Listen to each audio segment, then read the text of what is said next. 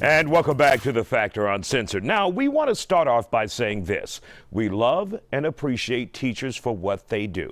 However, some, and we say only some, also behave just like the rest of society. They can get a little cliquish on campus.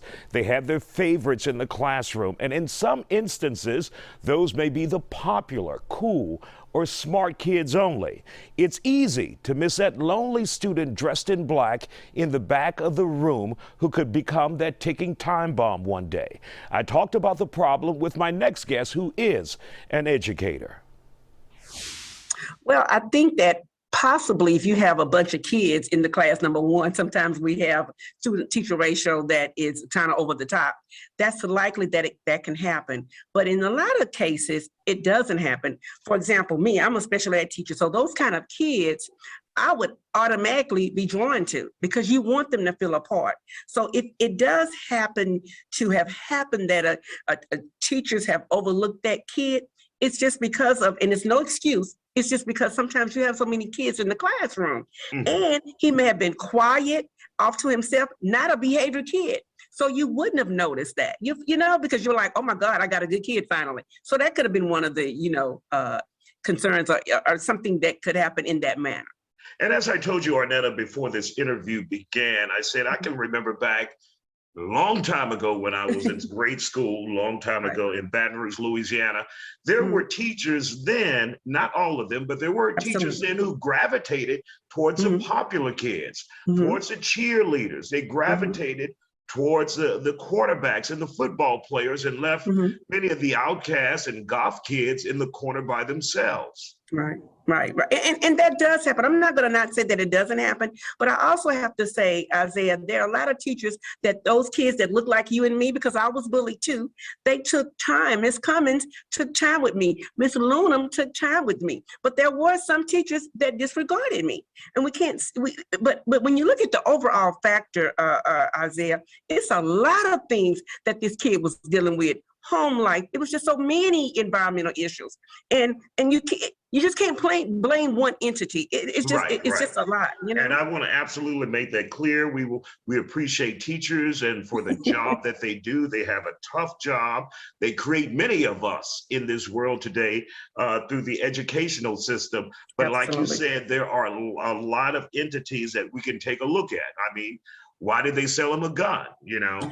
Thank you. That was my issue. Why? Why did a 17, 18-year-old need an assault rifle? Isaiah, I think that, you know what, if I go to one of a gun shop and I get an assault rifle, you should do a background check on me. What is wrong? I'm a teacher.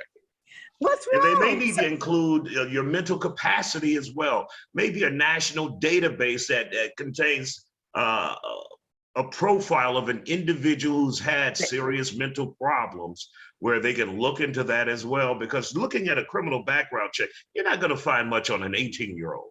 No, but this is what I do believe. I was thinking about it. Why can't you, when somebody purchases an assault gun, especially assault rifle, even a young person, why can't that be an alert?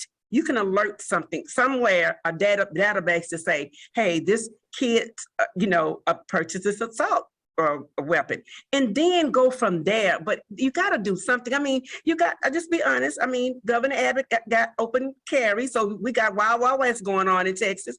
We got to reshape and redo some things different. And for you as an educator, what is tough for you guys on the job in dealing with situations like this? Now you have seen 19 children killed, a teacher killed. What is that like for you as an educator to go back into your classroom after seeing that? Well, first of all teachers have been crying about this. We are devastated. When one teacher hurts, all teacher hurts. We are scared. We are on alert. I know when I got out of my car today, coming to the campus, I looked around the whole premise of my campus. But then my heart went out to the teachers, to Uvalde. It could be us. We don't want it to be us next. And I think that's what a lot of teachers said to me today. They was just hurtful. They were crying. What do we do? And that's where we're at right now. And we're all looking for answers.